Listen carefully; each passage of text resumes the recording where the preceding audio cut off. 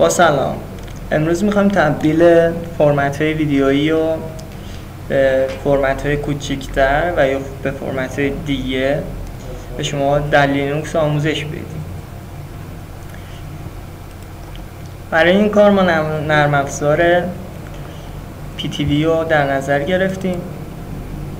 من قبلا PTV رو از طریق مخزن خود اوبنتو نصب کردم. شما میتونید اینجا نرم افزار PTV رو مشاهده بفرمایید.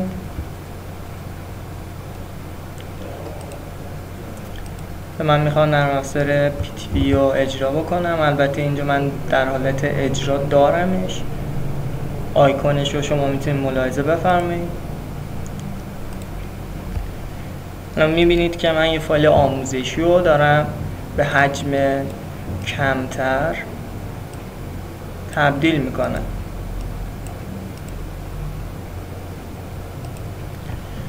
برای تبدیل فایل به حجم کمتر میتونیم از گزینه رندر استفاده بکنیم. وقتی روی گزینه رندر کلیک میکنیم خودتون مشاهده میفرمایید که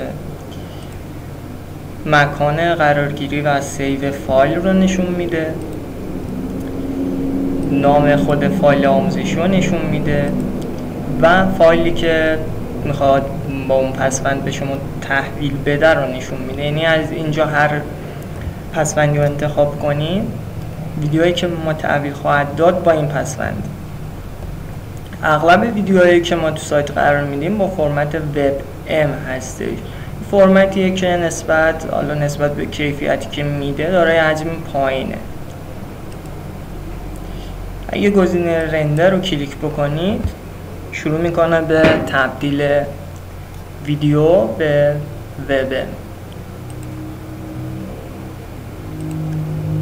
من قبلا این کارو کردم، تبدیل کردم. بسم الله الرحمن الرحیم.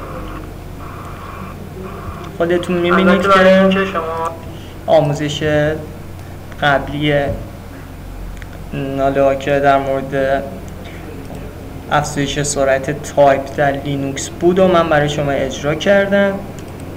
پسوند این فایل وبم هست. البته میشه گفتش که یه جورایی انصاف نباشه که ما فقط بگیم که با PTV میشه فقط تبدیل فرمت کرد. نه، PTV خیلی کارهای دیگه هم میتونه بکنه، مثل کات کردن ویدیو از جایی به جای دیگه. کلا شما میتونید ویدیو رو کات کنید، جای کات کرده رو حذف کنید و خیلی کارهای دیگه. یعنی خودتون میتونید یه ویدیو درست کنید باش. افکت‌های خیلی عالی داره. در اینجا میتونید افکتاشو نگاه کنید.